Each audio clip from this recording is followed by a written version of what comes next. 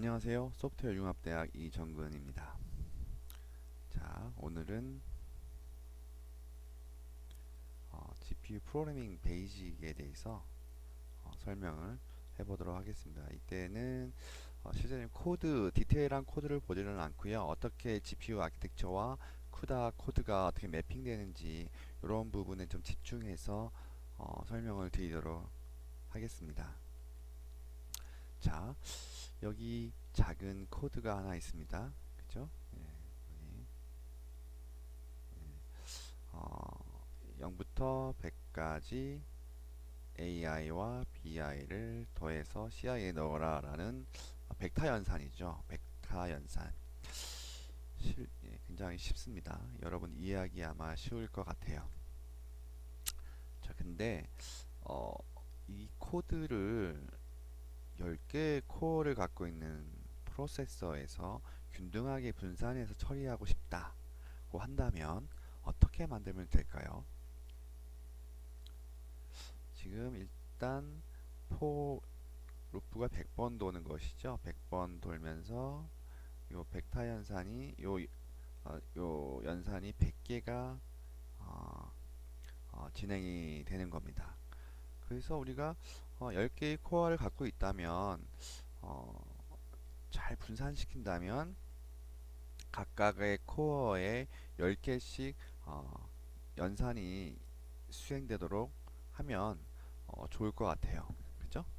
자, 이런 경우 어떻게 우리가 분산을 시킬 수가 있을까요?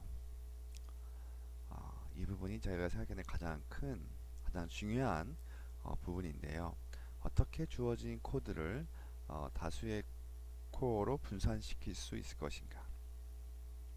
자, 우리가 10개의 코어를 이런 파란색 박스를 통해서 한번 생각해 보도록 하겠습니다. 그렇죠? 각각이 이제 코어예요. 여기가 코어들이 있는 거죠. 네, 그러면 이 코드를 어떻게 이렇게 잘 분산시킬 것인가? 어떤 데이터는 누가 처리하고, 어떤 데이터는 어떤 코어가 처리하고, 이런 것들을 이제 분산시켜야 될 거 아니에요.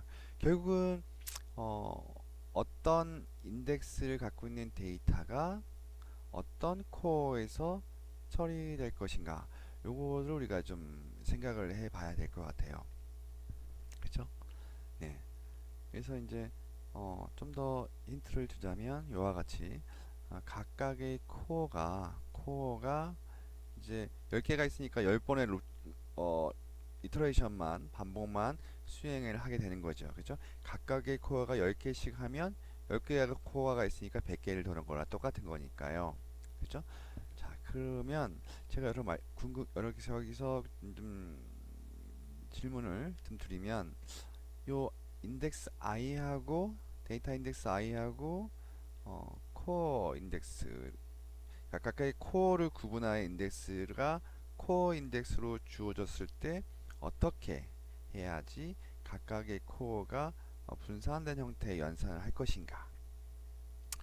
네, 이거를 잘 생각을 해봐야 될 것이라고 생각이 듭니다. 그렇죠? 네, 답은 이와 같이 될 거예요. 그래서 코어 인덱스가 0이면 얘가 0이니까요. 여기 0이니까 i는 0부터 10까지 그죠? i는 0부터 i는 9까지에 해당하는 데이터 연산을 수행하는 거고요. 코어 인덱스 1은 얘가 이제 1이면 1이고 1이고 1이면 10부터 19까지 처리가 되겠죠. 그래서 얘는 10에서부터 데이터 인덱스 19까지가 이제 연산이 될 거예요. 그죠? 자, 이렇게 함으로써 우리가 이제 데이터를 잘 균등하게 분배할 수가 있겠죠. 여기서의 핵심은 코어 인덱스와 데이터 인덱스를 잘 버무려서 어떤 코어가 어떤 데이터를 처리할지를 매핑을 시켜줘야 된다는 거예요. 어떤 데이터가 어떤 코어로 매핑될 것인가. 이게 이제 핵심이 되겠습니다. 자, 그러면 우리가 이제 스레딩에 대해서 좀 더 살펴보도록 할게요. 여기에는 이 포루프가 100번 도는 것은 기본적으로 100개의 스레드가 있는 거고요. 각각의 독립적이기 때문에 독립적이고 독립적으로 수행을 하는 것이라고 볼 수가 있겠고, 이제 요 각각의 스레드를 이렇게 분산시켜서 만들 수가 있겠죠, 그죠? 자, 각각의 스레드는 아주 간단해요. 그냥 주어진 데이터를 하나 더하는 것뿐입니다. 그죠? 네. 자, 그래서 스레드 제로는 C0는 A0 더하기 B0를 하는 거고요. 스레드 1은 C1은 A1 더하기 B1을 하는 거예요. 그 스레드 I가 있을 때, 스레드 인덱스가 있을 때, 그 인덱스가 데이터 인덱스가 되는 것이죠. 자, 그러면 100개의 스레드가 있을 때 이거를 10개 코어에 어떻게 할당할 것인가가 이제 문제가 될 것입니다. 그죠? 근데 보시면 100개 스레드를 10개 코어로 매핑하는 조합의 개수는 굉장히 많아요. 그래서 복잡할 것 같습니다. 이 스케줄링이 어떤 스레드는 어떤 코어로 매핑하고 어떤 스레드는 어떤 코어로 매핑할 것인가의 조합이 굉장히 많기 때문에 좀 복잡한 문제가 될 것 같아요. 그죠? 자, 그래서 이거를 어떻게 좀 쉽게 만들어 볼 수 있을까 고민을 좀 해봤습니다. 그랬더니 여기서 스케줄링 매핑하는 거는 100개를 10개에다가 분산시키는 방법이었죠. 그죠? 여기 이 문제입니다. 이거를 좀 우리가 10개의 코어를 쪼개서 5개씩 만들고 각각을 이제 SM 멀티 프로세서라고 치면 어떻게 될까요? 이때는 100개의 스레드를 어떤 SM으로 할당할 것인가의 문제로 되겠죠. 좀 문제가 쉬워지는 것 같아요. 자, 그러면 여러분들 생각하실 수 있을 것 같아요. 아니 뭐 코어만 이렇게 그룹핑 하지 말고 스레드도 그룹핑 하자 라고 뭐 여러분들이 말씀을 할 수 있을 것 같아요. 여러분들이 말하는 게 귀에 쏙쏙 들어오고 있습니다. 자, 그러면 좋아요. 코어만 이렇게 SM으로 묶을 게 아니라 스레드도 블락으로 묶어 봅시다. 그래서 이제 우리가 만약에 한 블락에 스레드를 10개를 넣는다면 블락이 10개가 필요하겠죠. 그래서 블락도 0부터 9까지 10개의 블락이 만들어질 거예요. 그죠? 네. 그러면 이때 스케줄링 문제는 10개의 블락을 2개의 SM으로 할당하는 문제죠. 그래서 아까 100개의 스레드를 10개의 코어로 할당하는 문제보다 굉장히 쉬워졌어요. 그죠? 이렇게 스케줄링 문제가. 그래서 이렇게 하니까 좀 더 좀 효과적으로 우리가 스케줄링을 할 수가 있을 것 같아요. 더불어서 블락마다 몇 개의 스레드를 넣을 것인가도 여러분들이 고민을 많이 할 텐데요. 여기 조합은 여러 가지가 있을 수 있을 것 같아요. 한 블락마다 하나의 스레드 넣는 거. 그러면 이제 100개의 블락이 만들어지겠죠. 한 블락마다 5개의 스레드 넣으면 20개의 블락이 만들어지겠죠. 한 블락마다 10개의 스레드를 넣으면 10개의 블락이 만들어질 겁니다.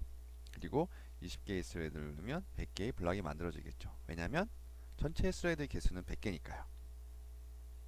자, 그러면 여러분들 봤을 때 이런 방법이 좀 효과적일까요? 블락에 하나의 스레드를 넣는다? 좀 이상하지 않습니까? 그럼 블락을 여기다 할당했으면 이 SM에다 할당했으면 블락에 스레드 하나만 있으니까 이 하나만 사용하겠네요. 나머지 다 놀고 있겠죠. 그죠? 이거 별로 안 좋은 컨피그레이션인 것 같아요. 이거는 좀 지양해야 할 그러한 조합인 것 같고요. 그러면 뭐 요거라든가 요쪽이라든가 요거라든가 요런 구조가 좀 더 합리적일 거예요. 그죠? 네. 자, 그래서 이렇게 우리가 이제 일단은 블락과 스레드, 그 다음에 코어와 SM의 구조를 우리가 생각해 볼 수가 있을 거예요. 자, 이제 여기로 들어와서요. 여기 들어와서 그러면 이제 100개의 스레드를 처리하기 위해서 10개의 블락과 각각 블락에 10개의 스레드를 넣었다고 생각해 봅시다. 그죠? 그러면 네. 그러면 각각의 블락이 이제 정확히 SM에 할당이 될 거예요. 그죠? 0, 2, 4, 6, 8 블락은 SM1에 들어가고 1, 3, 5, 7, 9 블락은 SM2에 들어갈 거예요. 뭐 다섯 개씩 들어가는데 뭐 이게 뭐 이렇게 정확히 나눠지는 이 번호가 이렇게 0, 2, 4, 6 막 짝수는 일로 들어가고 홀수는 일로 들어간다. 그렇게 말씀을 드릴 수는 없겠지만 다섯 개씩 쪼개져서 들어갈 거예요. 그죠? 자, 좀 더 진행해서 보면은 보시면 알겠지만 이제 하나의 블락에 10개의 스레드가 있잖아요. 10개의 스레드가 있잖아요. 근데 하나의 SM엔 5개의 코어밖에 없어요. 그래서 블락이 SM에 할당됐다 하더라도 스레드 10개가 동시에 5개의 코어에 할당될 수는 없을 겁니다. 그래서 좀 더 고민한 다음에 또 그래 블락 안에도 스레드를 좀 5개씩 나눠보자 라고 우리가 얘기할 수가 있겠습니다. 그래서 스레드를 제로 스레드부터 제로 4 스레드까지 5개의 스레드를 워프 1이라는 이름을 워프 제로라는 이름을 주고요. 그러니까 스레드의 그룹이죠. 그죠? 그룹 오브 스레드가 워프예요.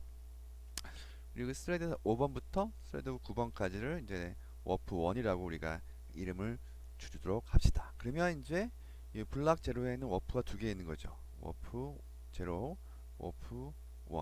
그리고 요것들이 이제 블락 제로가 SM1에 할당됐을 때 워프 제로와 워프 1이 여기에 할당이 되겠죠. 첫 번째 워프 제로가 할당되고 처리되다가 뭐 대기를 한다면 바로 컨텍스트 스위칭해서 워프 1이 여기 할당돼서 수행이 되도록 만들면 될 거예요. 그죠? 예. 예. 이 개념을 잘 기억해 주시면 좋을 것 같아요. 이 개념이 앞으로도 이 쿠다 프로그래밍 하는 데 있어서 본질적으로 많이 사용되고 있기 때문에 이 개념들을 잘 이해해 주시면 좋을 것 같습니다.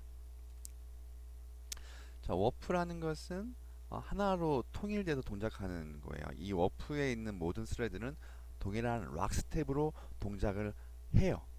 그래서 만약에 워프가 이 스레드 내부에 조건문이 있잖아요.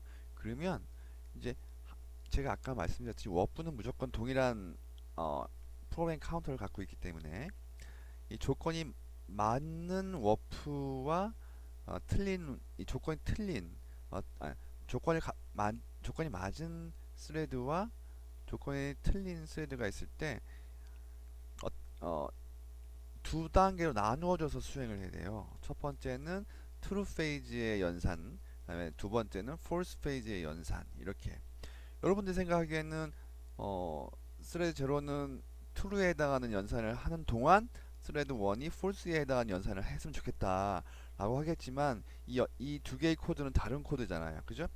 프로그램 카운터가 여기를 수행하고 있을 때 어떤 스레드가 여기를 수행하고 있을 때 다른 스레드가 여기를 수행할 수가 있는 건 아니라고요. 그죠? 왜냐하면 아까 말씀드렸듯이 워프에 속한 모든 스레드는 동일한 연산을 수행해야 하기 때문에 그래서 어, 이런 이제 제약이 있어요. 이런 제약을 우리가 이제 다이버전시라고 불러요. 워프 다이버전시. 그래서 여러분이 나중에 코드를 최적화할 때 가능하면 이런 워프 다이버전시가 발생하지 않도록 잘 코드를 짜야 돼요. 그 말은 이제 하나의 워프에 들어가는 모든 스레드가 가능하면 같은 조건을 가지고 조건이 되도록 같은 조건의 연산을 할 수 있도록 좀 잘 코딩을 해야 된다는 얘기죠. 좀 구조를 바꾼다거나 뭐 이런 식으로 해야 하는 것이죠. 자, 그래서 우리가 이제 10개의 블락과 10개의 스레드를 갖고 있다고 가정하면 10개의 블락을 구분하기 위해서 블락 인덱스가 필요하고 10개의 스레드를 구분하기 위해서 스레드 인덱스가 필요하겠죠. 그죠? 그래서 블락 제로, 스레드 제로, 스레드 1. 그러면 이 블락 인덱스와 스레드 인덱스를 이용해서 우리가 어떤 블락에 어떤 스레드가 처리할지를 결정할 수가 있습니다. 그죠? 그래서 첫 번째 블락의 두 번째 스레드는 C1을 계산하게 되겠죠. 그죠? 그래서 데이터 인덱스 i는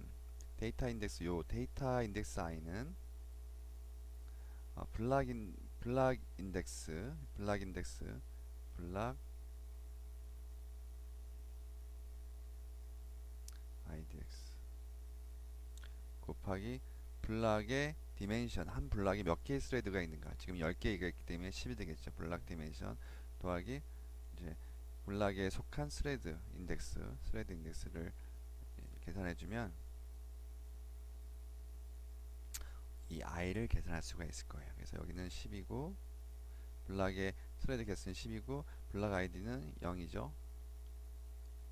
그리고 요 스레드는 인덱스가 1이죠. 그러면 블락 재료에 속한 스레드 1은 인덱스 1에 해당하는 데이터를 처리하게 되는 거예요. 이런 식으로 우리가 멀티 스레드들이 어떤 데이터를 처리할지를 블락 인덱스와 스레드 인덱스를 가지고 계산을 하게 되는 거예요. 자, 이렇게 계산할 수가 있겠죠. 요게 실상 쿠다의 가장 핵심적인 개념입니다. 나중에 우리가 쿠다 코드를 볼 때 정확히 이 개념을 바로 사용해요. 더 이상 뭐 다른 개념은 없는 것 같습니다.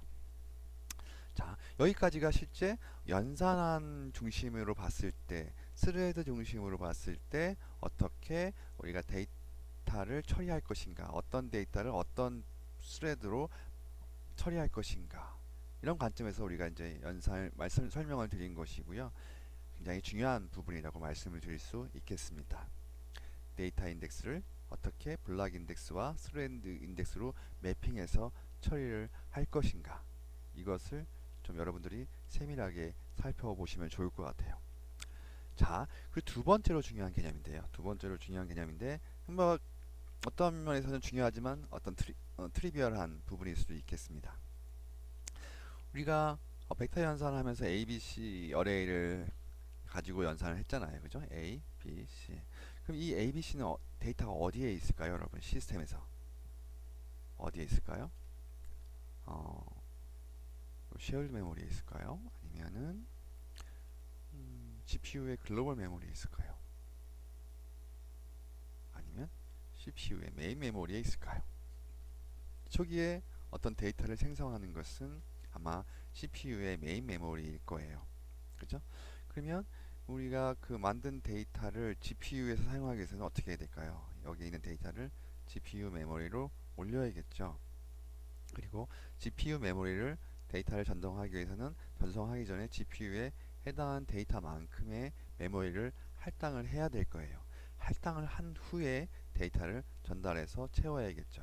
그리고 채운 다음에 이제 코어에서 이 데이터를 읽어와서 처리를 하겠죠. 그죠? 처리를 하고 업데이트를 하고 다시 이 데이터를 다시 메인 메모리로 읽어와서 이제 마이크로 프로세서가 뭔가 유용한 추가적인 연산에 아마 사용을 할 것입니다.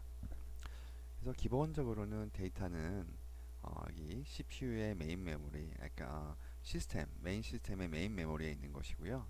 우리가 GPU를 사용하기 위해서는 다음과 같은 펑션이 필요합니다. 우선 아까 제가 설명한 대로 쿠다 메몰록이라는 함수는 GPU 메모리에서 GPU 글로벌 메모리에서 메모리를 할당하는 함수고요. 쿠다 memcopy는 메인 메모리에 있는 데이터 값을 GPU 메모리로 값을 카피하는 함수입니다. 이후 이제 우리가 쿠다 커널을 수행을 하고요.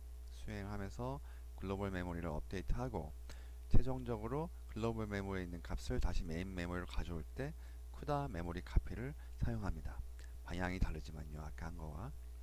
여기서는 첫 번째 쿠다 메모록은 호스트에서 디바이스로 보내는 거고요. 우리가 CPU를 호스트라고 부르고요. GPU를 디바이스라고 부릅니다. 그래서 첫 번째 쿠다 맨카피는 호스트 투 디바이스고요. 결과가 다 연산된 다음에 다시 시스템으로 가져오는 것은 디바이스 투 호스트 맨카피가 되겠습니다.